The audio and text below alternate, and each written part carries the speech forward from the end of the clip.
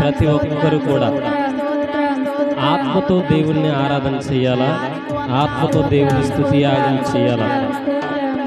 హల్లెలూయానికి స్తోత్రం స్తోత్రం స్తోత్రం స్తోత్రం స్తోత్రం స్తోత్రం. హల్లెలూయానికి స్తోత్రం స్తోత్రం స్తోత్రం స్తోత్రం.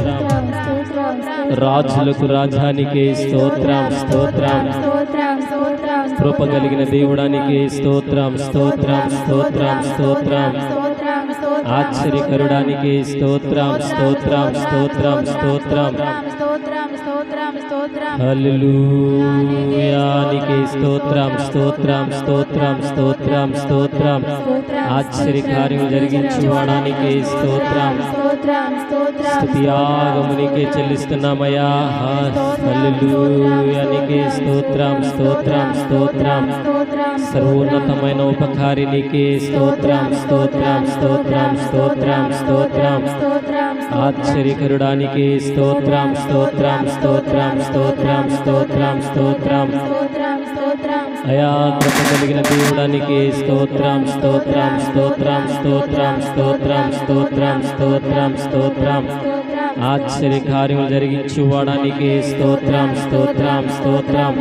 హల్లెలూయానికి స్తోత్రం స్తోత్రం స్తోత్రం స్తోత్రం స్తోత్రం. ఆశ్చర్యకార్యం జరిగించువాడానికి స్తోత్రం స్తోత్రం స్తోత్రం స్తోత్రం. ఆశ్చర్యకార్యం జరిగించువాడానికి స్తోత్రం స్తోత్రం స్తోత్రం స్తోత్రం. కృప కలిగిన దేవుడానికి స్తోత్రం. ప్రతి ఒక్కరు వ్యక్తిగతంగా స్తుతులు చెల్లించాలా. సర్వోన్నతుడా నీవే నాకు ఆశ్రయ దుర్గము. సర్వోన్నతుడా నీవే నాకు ఆశ్రయ దుర్గము. ఎవరు లేరు నాకు ఇలలో, ఎవరు లేరు నాకు ఇలలో. ఆదరణ నీవేగా, ఆనందము నీవేగా, ఆదరణ నీవేగా,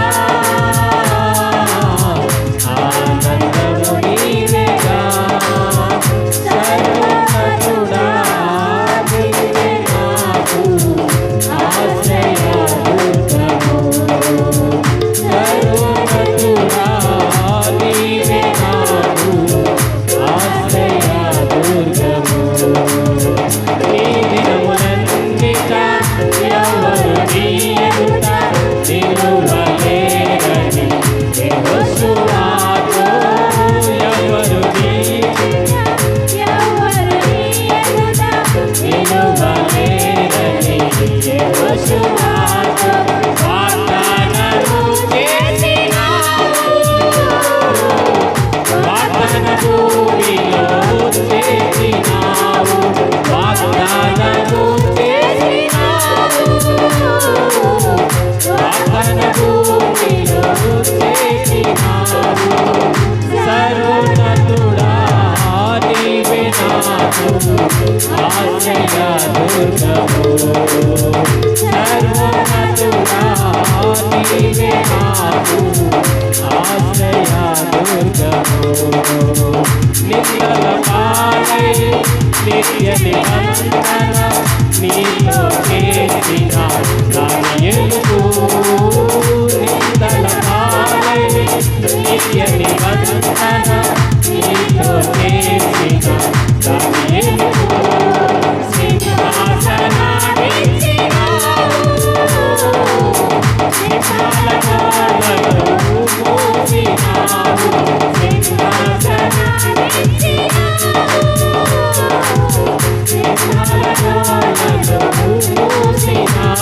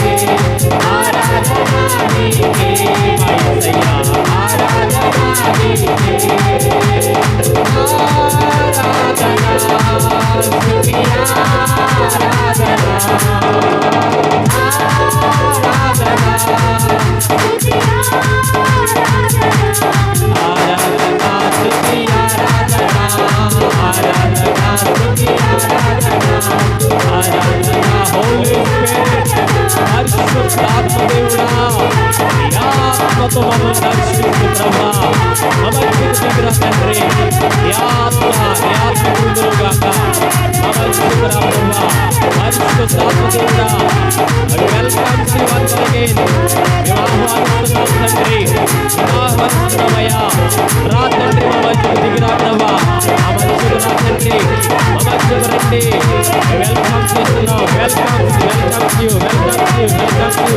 Holy Spirit, fire.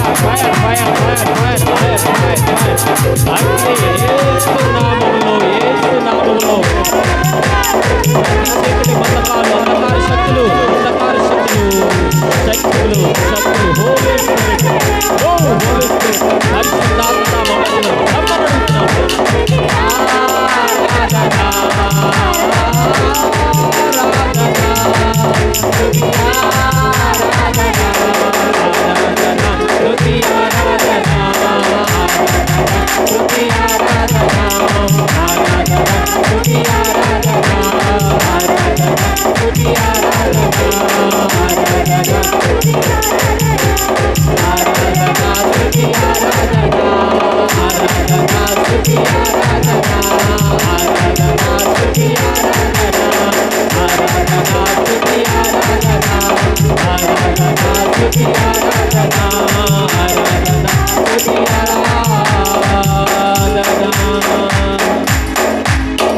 నీవు కనిపించని రోజున ఒక క్షణముక యుగముగా మారిలే. నీవు కనిపించని రోజున ఒక క్షణముక యుగముగా మారిలే. నీవు నడిపించిన రోజున యుగ యుగాల తలపులు మరి నిండినే. యుగ యుగాల తలపులు మరి నిండినే. యేసయ్యా హృదయ సంతర నీవే కదా. యేసయ్యా హృదయ సంతర నీవే కదా. విశ్వమంత నీ నామము గణనీయము. విశ్వమంత నీ నామము గణనీయము. యేసయ్యా హృదయ సంతన నీవే కదా. నీవు మాట్లాడని రోజున నా కనులకు నేతుల కరువాయే. నీవు మాట్లాడని రోజున నా కనులకు నేతుల కరువాయే. నీవు పెదవిప్పిన రోజున నీ సన్నిధి పచ్చిక బయలాయెనే. నీవు పెదవిప్పిన రోజున నీ సన్నిధి పచ్చిక బయలాయెనే. నీ సన్నిధి పచ్చిక బయలాయెనే. యేసయ్యా హృదయ స్పందన నీవే కదా. యేసయ్యా హృదయ స్పందన నీవే కదా. విశ్వమంత నీ నామము గణనీయము. పడలా. విశ్వమంత నీ నామము గణనీయము.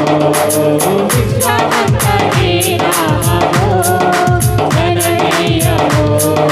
విశ్వమంత నీ నామము గణనీయము. విశ్వమంత నీ నామము గణనీయము. విశ్వమంత నీ నామము గణనీయము. విశ్వమంత నీ నామము గణనీయము. విశ్వమంత నీ నామము గణనీయము. విశ్వమంత నీ నామము గణనీయము. విశ్వమంత నీ నామము గణనీయము. పరిశుద్ధాత్మ నీకు వందనాలు, స్తోత్రాలు చెల్లిస్తున్నానయ్యా. ఇప్పటి వరకు కొన్ని విషయాలు నీ నామాన్ని కనపరచడానికి, కొన్ని విషయాల్లో ప్రభువా నిన్ను ఆరాధన చేయడానికి మాకు ఇచ్చిన గొప్ప ఉద్దేశం బట్టి నీకు స్తోత్రాలయ్యా. విశ్వమంత నీ నామము నాయన ప్రచురం ఈ దినాన జరుగుతుందయ్యా. ఈరోజు నువ్వు మాట్లాడితేనే మా జీవితాలు బాగుపడతాయి. నువ్వు మాట్లాడకపోతే మా జీవితాలు బాగుపడవయ్యా. నువ్వు కనిపించకపోతే మా బ్రతుకులు వ్యర్థం. నువ్వు మాట్లాడకపోతే మా బ్రతుకులు శూన్యం ప్రభా. ఇదిగోనైనా సర్వోన్నతుడువు నువ్వే తండ్రి, మహాఘనుడవు నువ్వే ప్రభా. కష్టాలు, కన్నీళ్లు, బాధలు, నిందలు, వేదనలు, శోధనలు అన్నీ మాకు వస్తాయి. కానీ వాటన్నిటిలోనైనా విడిపించే దేవుడు నువ్వు తప్ప మాకెవ్వరూ లేరయ్యా. ఇదిగో ఓ భక్తుడు అంటున్నాడు, నాకు దిక్కు నువ్వే ప్రభా. ఈ లోకంలో ఏ దిక్కుకి వెళ్ళినా నాకు ఏ దిక్కు నా జీవితాన్ని మార్చదు, కానీ నా దిక్కు నువ్వే. నీ దగ్గరికి వచ్చాడు దావీదు. అయ్యా, మేము ఈరోజు దిక్కు లేని దరిద్రులమయ్యా, మా దిక్కు నువ్వని కోరుకుని వచ్చాం. సరే, మమ్మల్ని జ్ఞాపకం చేసుకో అయ్యా. ఎవరు ఉన్నను లేకపోయినను మీరు మాతో ఉంటే చాలయ్యా. మనుషుల వైపు మేము చూడకుండా నీ వైపు చూసినదే నాన్న, మమ్మల్ని అందరినీ నడిపించుకుంటూ వెళ్ళిపోతావు తండ్రి. యేసయ్యా, నీకు మోషే చనిపోతాడని తెలిసినప్పుడు యెహోషువను ఎన్నుకున్నావు తండ్రి. యెహోషువకు బాధ్యతలు అప్పగించమని మోషేకి చెప్పినప్పుడు యెహోషువ ఒంటరివాడు ఏడుస్తూ ఉంటే అంటున్నావు, యెహోషువా, నేను నీకు తోడుగా ఉంటాను, నేను నీకు దిక్కుగా ఉంటానని చెప్పావు తండ్రి. ఈ రోజుల్లో కష్టాలు చాలా ఉన్నాయి ప్రభు. మాకు దిక్కు నువ్వే తండ్రి, మా దిక్కు నువ్వే తండ్రి, మా ఆధారం నువ్వే తండ్రి, మా ఆశ్రయం నువ్వే తండ్రి. ఎవరిని అడిగినా మాకు నువ్వే తప్ప మాకెవరు లేరయ్యా. ఈరోజు ఎన్ని కష్టాల్లో మేము వచ్చాము అన్ని ఎరిగిన దేవుడు. బలహీనతలు, కష్టాలు, కన్నీళ్లు, వేదనలు, బాధలు అన్నీ మాకు ఉన్నాయి ప్రభా. వీటన్నిటి నుంచి ఏమి చేయాలో అర్థం కాక మాలో మేము ఏడుస్తున్నామయ్యా. నువ్వు ఒక్కసారి దర్శించు ప్రభా. ఇదిగో ఇప్పటి వరకు పాటలు పాడడం, ఈ నామాన్ని హెచ్చించాం, గణపరచాం, ఆరాధన చేస్తాం. ఈ కొద్దిపాటి ఆరాధన పాటలు సమస్తం మీ పాదాల చెంతకు పరిపూర్ణంగా చేర్చబడును గాక. ఆమేన్. వాక్యాన్ని మనం ధ్యానం చేసుకుందాం. కీర్తన గ్రంథము 45వ దావీదు కీర్తన. కీర్తన గ్రంథము 45వ దావీదు కీర్తన 1 నుంచి 6 వచనాలు ఉత్తర ప్రత్యుత్తరాలు మనము చదువుకుందాం. కీర్తన గ్రంథము 45వ దావీదు కీర్తన 1 నుంచి 6 వచనాలు. ఒక దివ్యమైన సంగతితో నా హృదయము బహుగా ఉప్పొంగుచున్నది. నేను రాజును గూర్చి రచించిన దానిని పలికెదను. నా నాలుక త్వరగా వ్రాయువాని వలె కలం వలె ఉన్నది. నరుల కంటే నీవు అతి సుందరుడవై ఉన్నావు. నీ పెదవుల మీద దయారసము పోయబడి ఉన్నది. కావున దేవుడు నిత్యము నిన్ను ఆశీర్వదించును. సూర్యుడా, నీ కత్తి మొనలను కట్టుకొనుము, నీ తేజస్సును నీ ప్రభావమును ధరించుకొనుము. సత్యమును వినయముతో కూడిన నీతిని స్థాపించుటకు నీ ప్రభావమును ధరించుకొని వాహనమెక్కి బయలుదేరుము. నీ దక్షిణ హస్తము భీకరమైన వాటిని జరిగించుటకు నీకు నేర్పును. నీ బాణములు వాడగలవి, ప్రజలు నీ చేత కూలుదురు. నీ బాణములు రాజు శత్రువుల గుండెలో చొచ్చును. దేవా, నీ సింహాసనము నిరంతరముండును, నీ రాజదండము న్యాయార్థమే దండము. ఈ కొద్ది మాటలు దేవుడి వెనుకల్లో దీవించి ఆశీర్వదించునుగాక. ఆమేన్. అందరూ కూర్చుందామండి. ఇది సాక్ష్యాల సమయం. ఎవరన్నా సాక్ష్యాలు పంచుకునే వాళ్ళు ఉంటే కనుక త్వరగా వచ్చి సాక్ష్యాలు పంచుకోండి. వచ్చిన వారు ఎదురు కూర్చోండి. వెనకాల వచ్చేవారు వస్తూ ఉంటారు.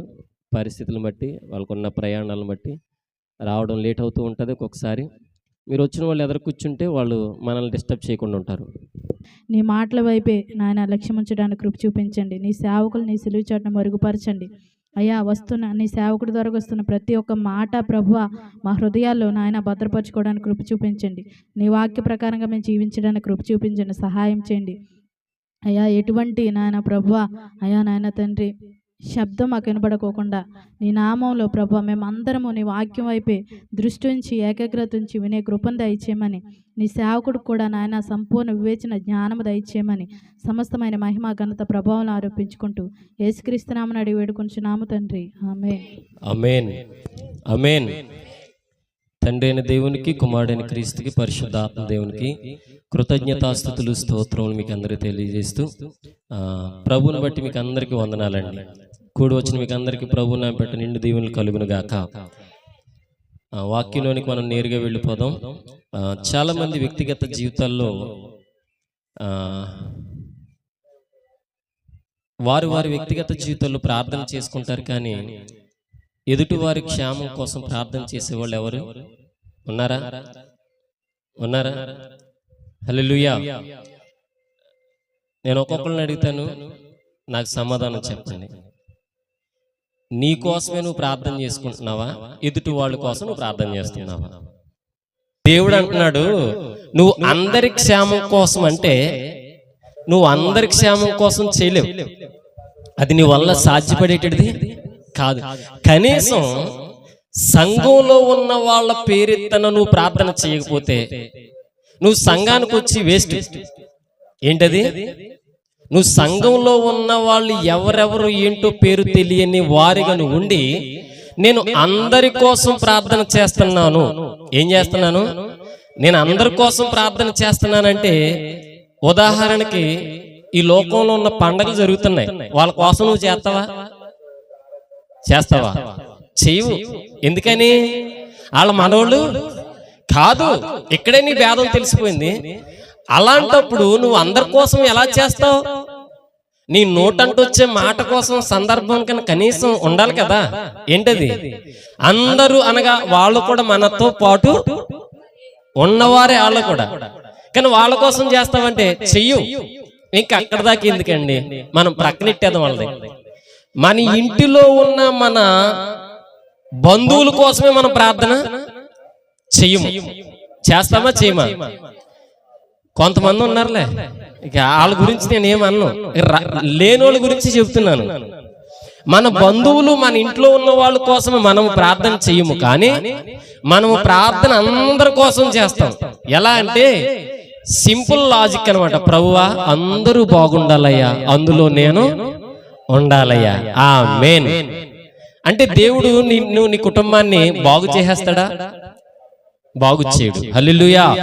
సరే దైవ జనాంగమా, సంఘంలోకి వచ్చిన నీవు సంఘంలో ఎవరి పేర్లు ఏమిటి, వాళ్ళ సమస్యలు ఏమిటి, వారికి ఉన్న కష్టాలు ఏమిటి, వారికి ఉన్న బాధలు ఏమిటని తెలుసుకుని మరి నువ్వు ప్రార్థన చెయ్యవలెను. హల్లెలూయా.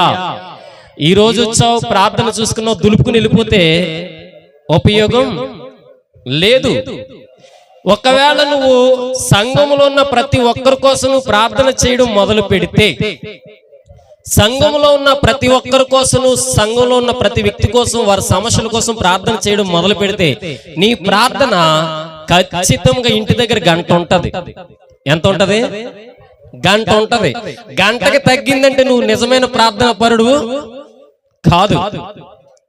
గంట ప్రార్థన చేసే వాళ్ళు ఎంతమంది ఇక్కడ చెయ్యొద్దండి.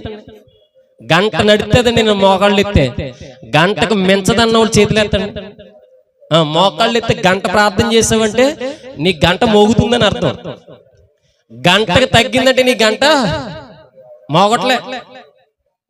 నువ్వు ప్రార్థన మొదలెట్టావా, నీ ప్రార్థన గంట పైనే సాగాలి. గంట పైనే సాగిందంటే అందులో ప్రతి ఒక్కళ్ళ గురించి నువ్వు ప్రార్థన చేస్తున్న వ్యక్తివి. అర్థమవుతుందా? ప్రతి ఒక్కరి గురించి నువ్వు ప్రార్థన చేస్తున్న వ్యక్తివి అని నువ్వు గుర్తెరగాలి. హల్లెలూయా. చూద్దాం ఒకసారి కీర్తన గ్రంథము 122వ అధ్యాయము. కీర్తన గ్రంథము 122 6వ వచనం చదువుతాం. యెరూషలేము యొక్క క్షేమమును కొరకు ప్రార్థన చేయుడి. యెరూషలేమా, నిన్ను ప్రేమించువారు వర్ధిల్లెదరు. హల్లెలూయా. దేవుడైన యెహోవా తండ్రి దావీదు గారి ద్వారా ఒక మాట పలికిస్తున్నాడు. ఏమిటి ఆ మాట అని ఆలోచన చేస్తే, యెరూషలేము యొక్క క్షేమమును గూర్చి ప్రార్థన చేయుడి. యెరూషలేమా, నిన్ను ప్రేమించేవారు వర్ధిల్లుతారు. హల్లెలూయా. ఇక్కడ దేవుడు ఒక స్పష్టమైన మాట తెలియజేస్తున్నాడు. ఎవరి గురించి అంటే యెరూషలేము పట్టణము గురించి. యెరూషలేము పట్టణం ఎవరికి సంబంధించిందంటే మనందరికి సంబంధించింది. యెరూషలేము ఎందుకు ప్రత్యేకత సాధించుకుంది, సంతరించుకుందంటే అది యేసయ్యకు ఇష్టమైన పట్టణం, దేవుడు ఆ పట్టణాన్ని ప్రేమించినంతగా ఇంక ఎవరిని లోకంలో ప్రేమించలేదు, ఏ దేశాన్ని ప్రేమించలేదు, ఎవరి మీద అంత మమకారం చూపించలేదు. కానీ యెరూషలేమును ప్రేమించిన యేసయ్య ఆ యెరూషలేము గురించి ఏమంటున్నాడు? నీకు నాకంటే ప్రార్థన చెయ్యండి. హల్లెలూయా. మొన్న విజయవాడ వరదలు వచ్చినాయి, మనం చాలా మటుకు అయ్యో అన్నాము, కానీ పట్టుమని 10 నిమిషాలు మోకాళ్ళు వేసి ప్రార్థన చేసిన దాఖలాలు లేవు.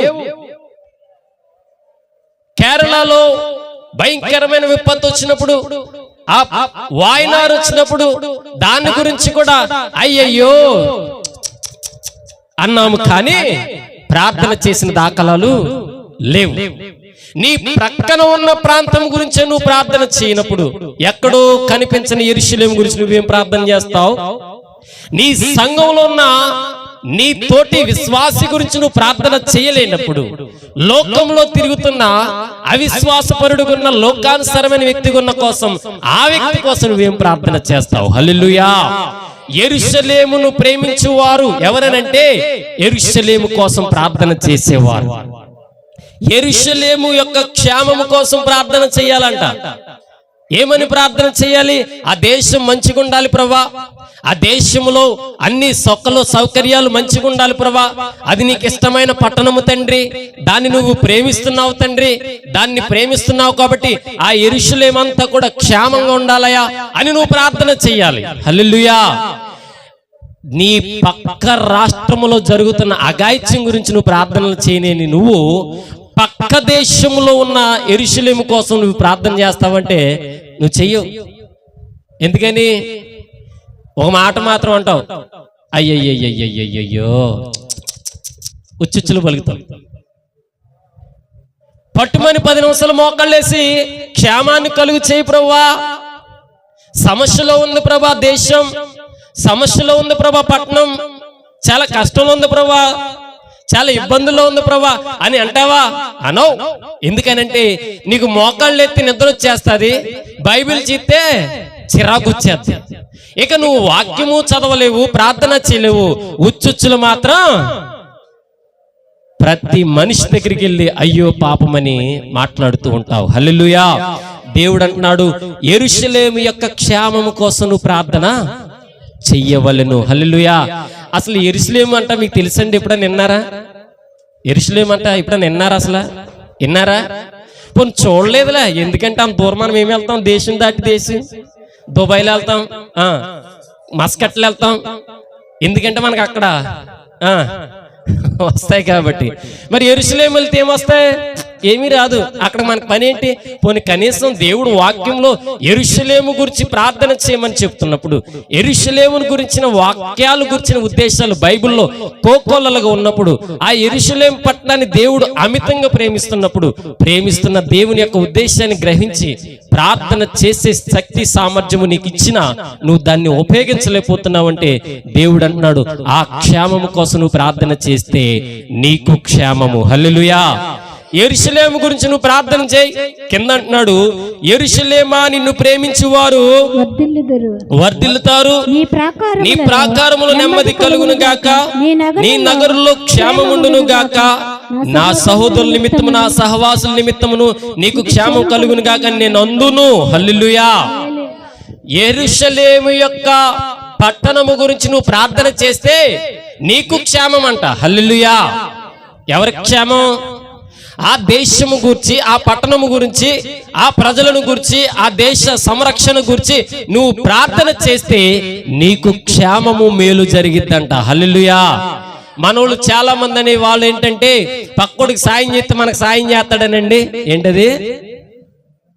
పక్కోడికి సహాయం చేస్తే మనకు సహాయం అందుతుందని ఆశతో చేస్తున్నామండి. కాదు నాయనా, పక్కోడికి సహాయం చేస్తే నీకు సహాయం కాదు. యెరూషలేము క్షేమం గురించి నువ్వు ప్రార్థన చేస్తే నీకు సహాయం కలుగుతుందట. యెరూషలేము యొక్క క్షేమం గురించి నువ్వు ప్రార్థన చేస్తే నీకు మేలు జరిగిద్దంట. ఆ నగరులో క్షేమం ఎప్పుడైతే ఉంటుందో ఆటోమేటిక్ గా నీకు క్షేమాన్ని దేవుడు అనుగ్రహిస్తాడు. హల్లెలూయా. యెరూషలేము కోసం ప్రార్థన చేస్తే నీ కుటుంబము క్షేమం ఉంటుంది. యెరూషలేము కోసం ప్రార్థన చేస్తే నీ కుటుంబంలో మేలు ఉంటుంది. యెరూషలేము కోసం ప్రార్థన చేస్తే నీ కుటుంబము దీవించబడతాది. యెరూషలేము క్షేమము కోసం నువ్వు ప్రార్థన చేస్తే నీ కుటుంబము సమాధానముతో ఉంటాది. హల్లెలూయా. యెరూషలేము గురించి ఏమని ప్రార్థన చేయమంటారని అడిగేవాళ్ళు కూడా ఉంటారు మనోళ్ళు. ఏమని ప్రార్థన చేయాలంటే, ఇక్కడున్న నీవు ఎలా క్షేమంగా ఉన్నావో ఆ పట్టణములో ఉన్న వారందరూ కూడా క్షేమంగా ఉండాలయ్యా. ఇక్కడ నువ్వు తింటున్న తిండి ఆహారము అరుగుతుందంటే నువ్వు ఎలా జీవిస్తున్నావో నాలాగా వాళ్ళు కూడా చక్కగా జీవించాలి ప్రభువా. నాకు కూడుగుడ్డ వస్త్రం ఆహారం అన్ని కలిపి నాకు అనుగ్రహిస్తున్నావు కాబట్టి వాళ్ళకి కూడా లోటు లేకుండా చెయ్యి ప్రభువా. ఎందుకంటే అది నువ్వు ప్రేమించుచున్న దేశము కాబట్టి. హల్లెలూయా.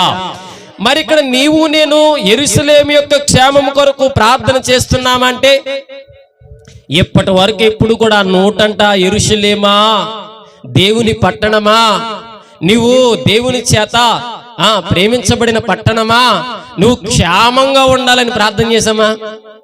చేయలే. ఎందుకని? చేస్తే మనకు క్షేమం వచ్చేద్దామో అని. హల్లెలూయా. చేస్తే మనకు క్షేమం వచ్చేద్దామని చేయలే.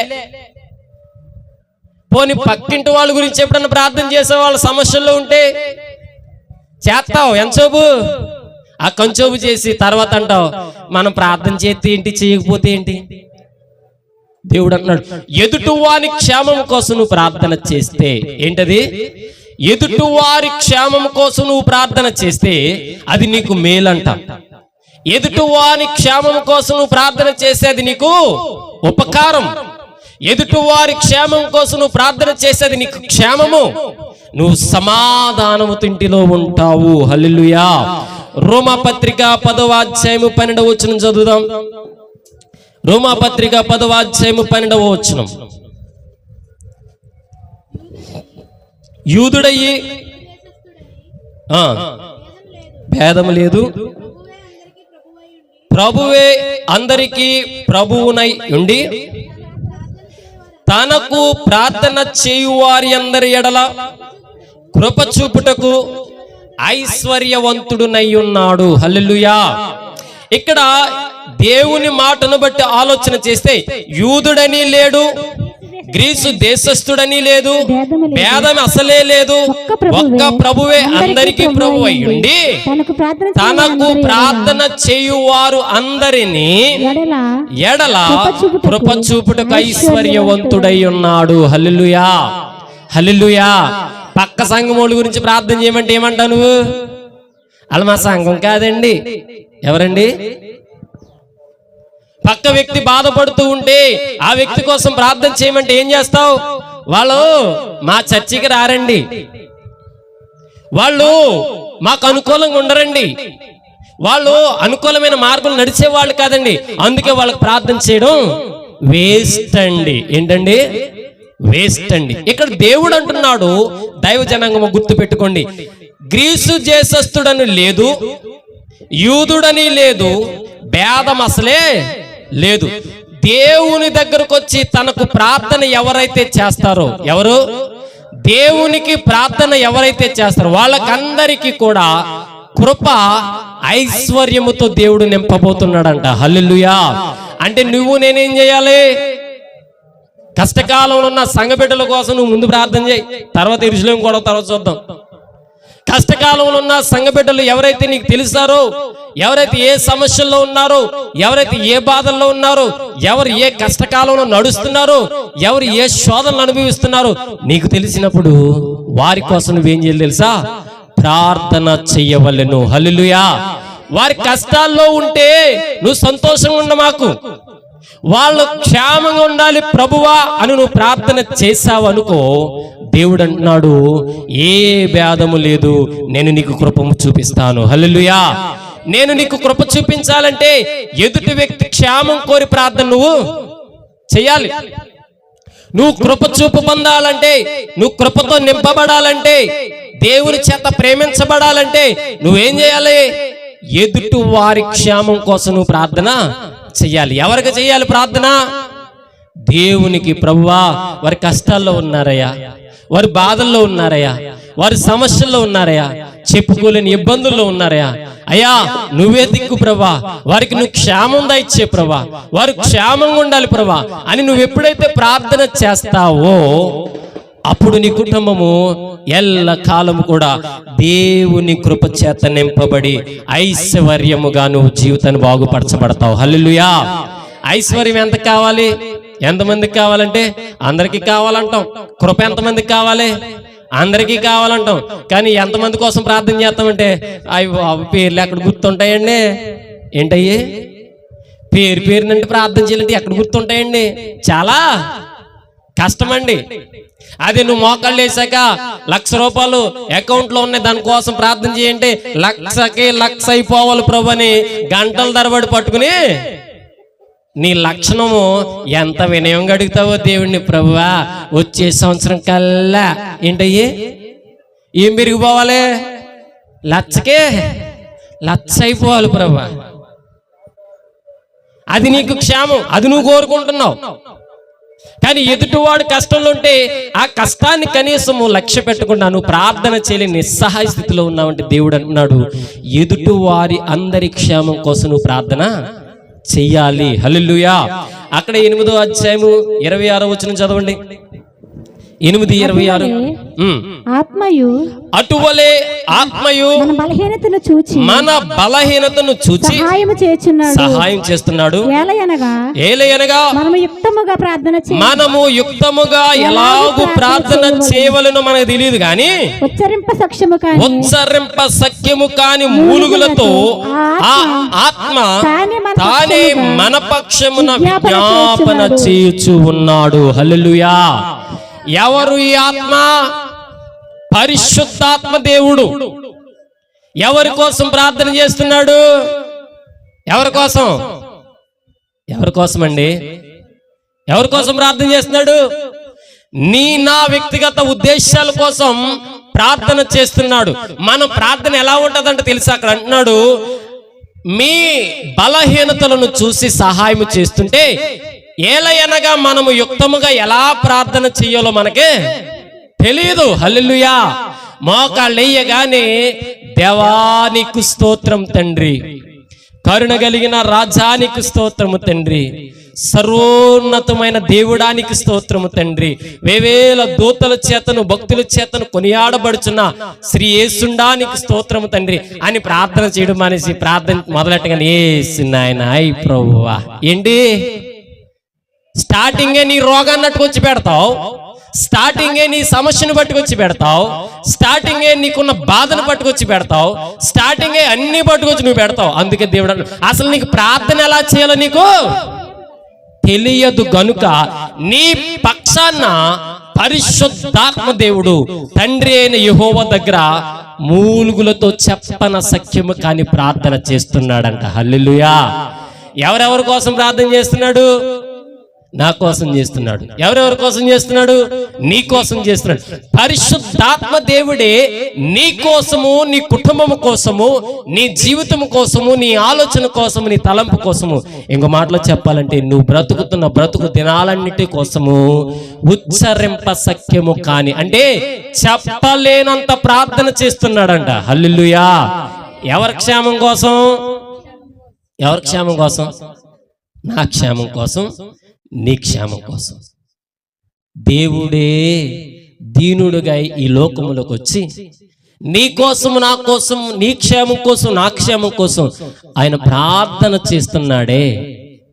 మరి ఇక్కడికి వచ్చిన నీవు నేను దేవుడిని అనుసరిస్తున్నాం, దేవుడి మీద ఆధారపడుతున్నాం, దేవుడి కోసం బ్రతుకుచున్నాం, దేవుడే మా జీవితాలు అంటున్నాం. ఎప్పుడన్నా మూలుగులతో ప్రార్థన చేసావా? ఉచ్చరింప సఖ్యము కానీ ప్రార్థన జీవితం కలిగి ఉన్నావా? ఎదుటి వారి కోసం ఎప్పుడన్నా ప్రార్థన చేసావా అంటే ఎప్పుడు నువ్వు ప్రార్థన చేయలేదు. పరిశుద్ధ ఆత్మ దేవుడు తండ్రి అయిన దేవుని దగ్గర నీ కోసం, నా కోసం ప్రార్థన చేస్తున్నాడు. హల్లెలూయా. అక్కడే చదవడం 34వ వచనం. శిక్ష విధించువాడెవడు? శిక్ష విధించువాడెవడు? చనిపోయిన క్రీస్తు యేసే. క్రీస్తు యేసే. అంతేకాదు మృతులలో నుండి లేపిన వాడును, మృతులలో నుండి లేచిన వాడును, దేవుని కుడిపార్శ్వమున ఉన్నవాడును, దేవుని కుడిపార్శ్వమున ఉన్నవాడును, మన కొరకు విజ్ఞాపనము కూడా చేయువాడును, మన కొరకు విజ్ఞాపనము కూడా చేయువాడు ఆయనే. ఆయనే. హల్లెలూయా. ఇక్కడ ఎవరు విజ్ఞాపన చేస్తున్నారు? ప్రభువైన యేసుక్రీస్తు. హల్లెలూయా.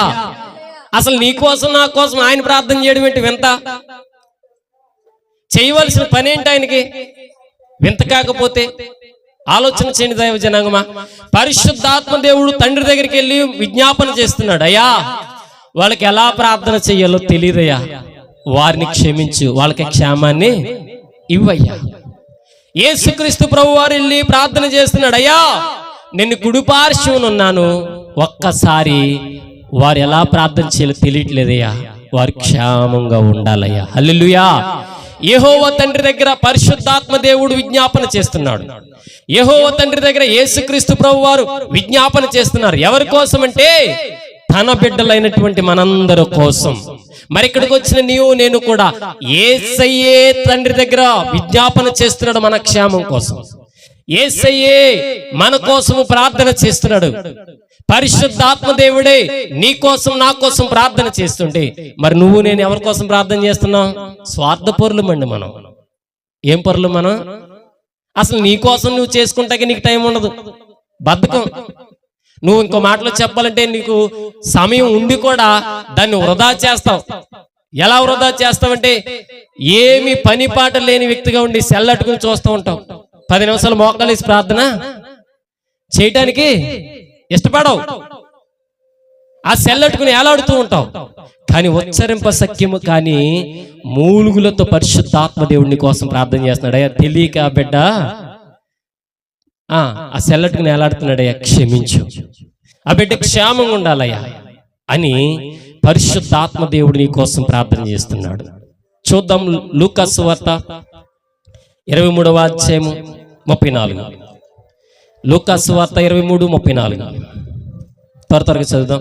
యేసు తండ్రి, యేసు తండ్రి మీరేమి చేయుచున్నారు ఎరుగరు గనుక వీరికి తెలియదు కాబట్టి క్షమించమని చెప్పాను, వీరిని క్షమించుము అని చెప్పాను. హల్లెలూయా. యేసుక్రీస్తు ప్రభు వారిని ఎక్కడికి ఎక్కించారంట?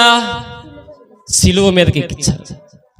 ఈ ప్రజలందరినీ ఎంత తప్పు చేస్తున్నారో అంత తప్పుకి శిక్షకు గురి చేసేవారు ఎవరంటే యేసయ్యే.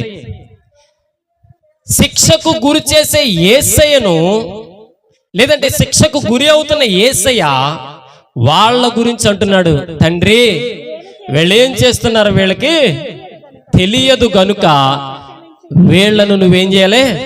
క్షమించు తండ్రి. హల్లెలూయా. క్షేమాన్ని కోరుతూ క్షమించమని అడుగుతున్నాడు.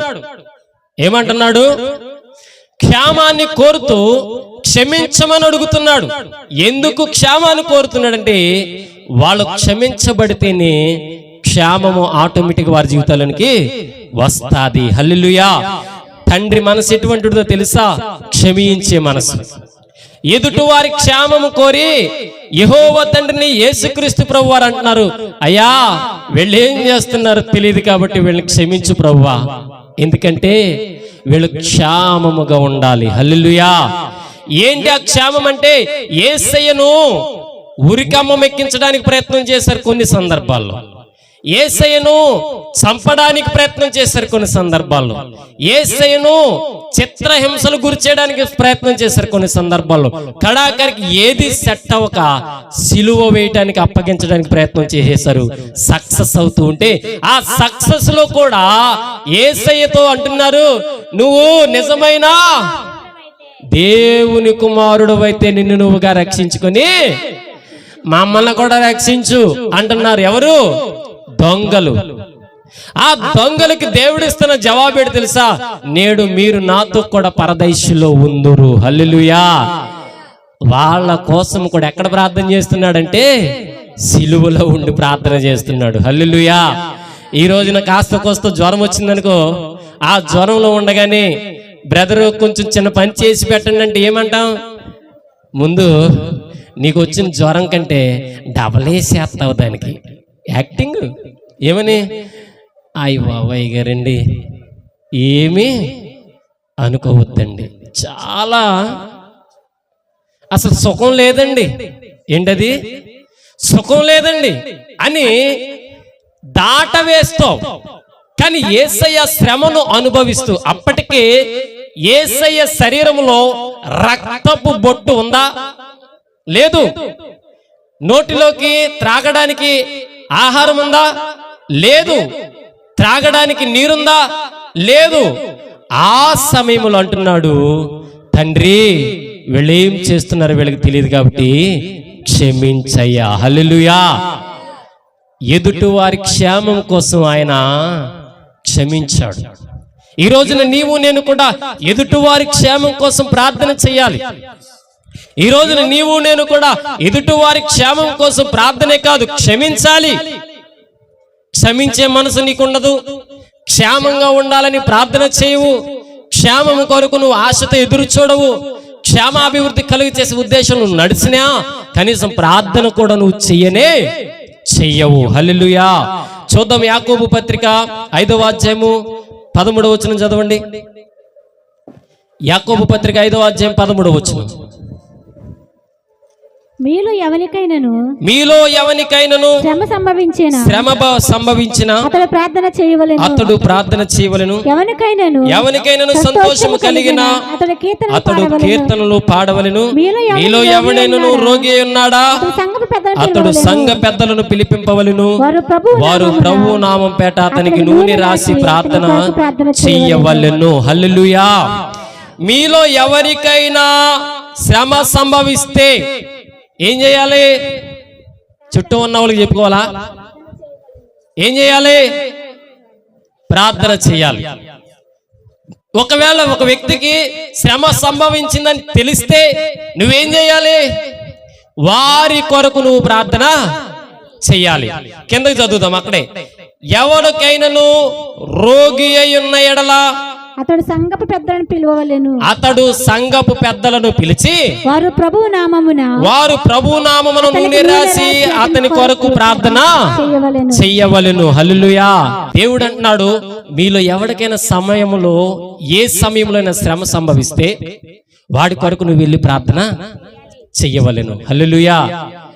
పలానా వాళ్ళకి జ్వరం ఉందని తెలిసినప్పుడు ఎవరికైనా ప్రార్థన చేశావు నువ్వు? ఇప్పుడు నీ ముఖం పెట్టుకుని ఎప్పుడైనా ప్రార్థన చేసావా? అసలు నీ కోసం నువ్వు చేసుకోవు, ఎదరుడి కోసం ఏం చేస్తావు నువ్వు ప్రార్థన? ఎదుటివాడి క్షేమం కోసం నువ్వేం ప్రార్థన చేస్తావు? నీ గురించి నువ్వు సరిగ్గా చేసుకోలేని నిస్సహాయ స్థితి. దేవుడు అంటున్నాడు, మీలో ఎవరికైనా శ్రమ సంభవిస్తే, ఏంటది? కష్టం వచ్చిందని తెలిస్తే నువ్వేం చేయాలి? అక్కడికి వెళ్ళి నువ్వు ప్రార్థన చెయ్యవలెను. హల్లెలూయా. ఎవరికైనా సమస్య ఉంటే సంఘపు పెద్దలను పిలిచి ప్రార్థన చేయమన్నప్పుడు ప్రార్థన చేయటానికి సిద్ధమా అంటే, అయ్యారండి ఆల్ పని ఉందండి, కొంచెం చిన్న పని ఉందండి. ఏంటది? చిన్న పని ఉందండి. మరి రోజు ఏం చేస్తున్నావు? పెద్ద పని పెట్టుకుంటున్నావా? సేవకుడు చెప్పిన రోజునే నీకు చిన్న పని, సేవకుడు చెప్పని రోజునే నువ్వు పెద్ద పని పెట్టుకుంటున్నావు. హల్లెలూయా. దేవుడు అన్నాడు, ఎదుటి వాడికి శ్రమ కలిగినప్పుడు ఆ శ్రమ కోసం నువ్వు ప్రార్థన చేయలేని నిస్సహాయ స్థితిలో ఉన్నప్పుడు నీకు శ్రమ వస్తే నీ కోసం ప్రార్థన చేయడానికి వస్తారా? రారు. ఎందుకంటే నువ్వు విత్తిన విత్తనం రాని విత్తనం. మరి నీకు ఏ ఫలింపు రావాలా? రారు. నువ్వు అనుకోవచ్చు, ఇన్ని కష్టాల్లో ఉన్నప్పుడు నా కోసం ఎవరు వచ్చి ప్రార్థన చేయట్లేదు అనుకోవచ్చు. నువ్వు వెళ్తేగా, ఆ సమస్యలు నువ్వు ఎప్పుడైనా పాల్గొని ప్రార్థన చేస్తేగా, ఆ కష్టాల్లో ఉండి నువ్వు ఎప్పుడైనా ప్రార్థన చేస్తేగా. నువ్వు చెయ్యవు కాబట్టి నీ ఇంటికి ఎవరు రారు, నీ కోసం ఎవరు ప్రార్థన చెయ్యరు. హల్లెలూయా. కాబట్టి దైవజనంగమా, ఎవడైనా రోగి అయి ఉన్నాడని తెలిస్తే వాళ్ళ కోసం ఒక 10 నిమిషాలు ఇంటికాడు ఉండి ప్రార్థన చేస్తున్నావా అంటే నీకు టైమే కుదరదు. నువ్వేం ప్రార్థన చేస్తావు? హల్లెలూయా. నిజంగా పట్టుమని 10 నిమిషాలు కూడా ప్రార్థన చేయని జీవితాలు ఉన్నాయి ఇక్కడ. లైఫ్ అంతా బిజీ. ఏంటది? బిజీ. ఒకవేళ 10 నిమిషాలు ప్రార్థన చేస్తే ఆ 10 నిమిషాల్లో 8 నిమిషాలు నీ కోసమే ఏడుస్తావు, మిగతా 2 నిమిషాలు నాన్న తాత అయిపోయింది. ఎవరి కోసం? అందరూ బాగుండాలి అందులో. అయ్యి బాబు, నువ్వు కాబట్టి చేస్తున్నావు ప్రార్థన, ఇంకెవరైనా చేస్తున్నారేంటి భూలోకంలో? దేవుడు అంటున్నాడు, ఎవరికైనా శ్రమ సంభవిస్తే ఆ శ్రమలో నువ్వు పాలు పొందాలి. ఎవరికైనా కష్టం వస్తే ఆ కష్టంలో నువ్వు ప్రార్థన చేయాలి. ఎవరికైనా రోగం ఉంటే గనక వారి కోసం నువ్వు వెళ్ళి ప్రార్థన చెయ్యవలెను. హల్లెలూయా. యోబు గ్రంథము 42వ అధ్యాయము 10వ వచనం చదవండి.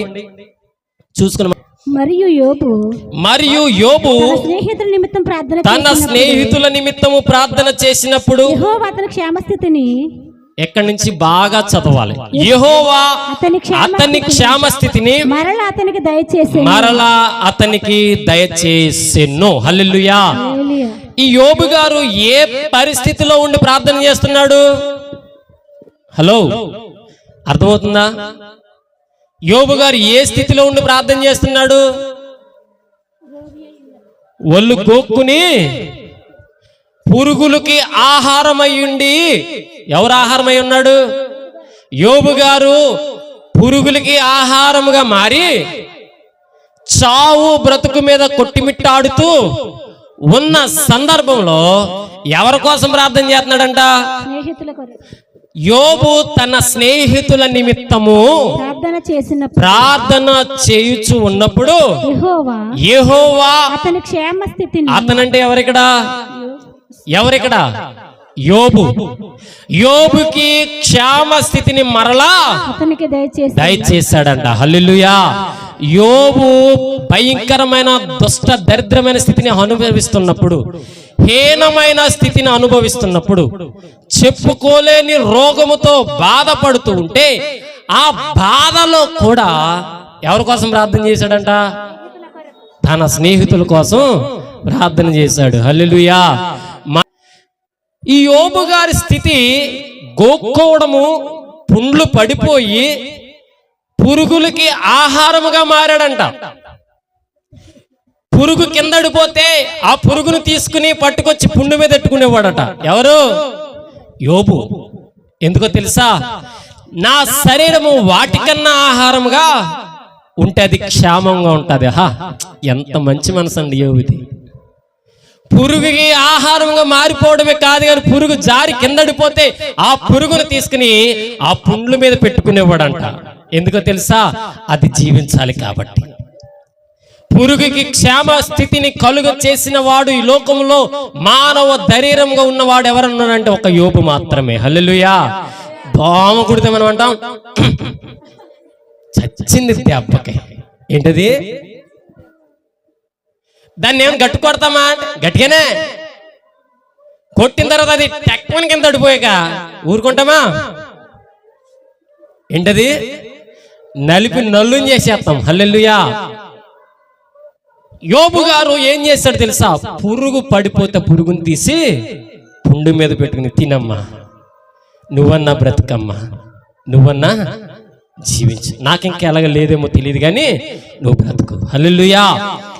యోబు గారు తన స్నేహితుల క్షేమం కోసం ప్రార్థన చేశాడు, నష్టపోయిన బ్రతుకులో ఉండి కూడా. హల్లెలూయా. మరి ఇప్పుడు నీవు నేను నష్టపోతూ ఉంటే, నష్టపోయిన సందర్భంలో ఎవరి కోసం ప్రార్థన చేస్తున్నామా? హల్లెలూయా. కాబట్టి దైవజనాంగమా, నీ క్షేమము లేని స్థితిలో నువ్వు చెప్పే మాట ఎదుటి వాడికి క్షేమం. హల్లెలూయా.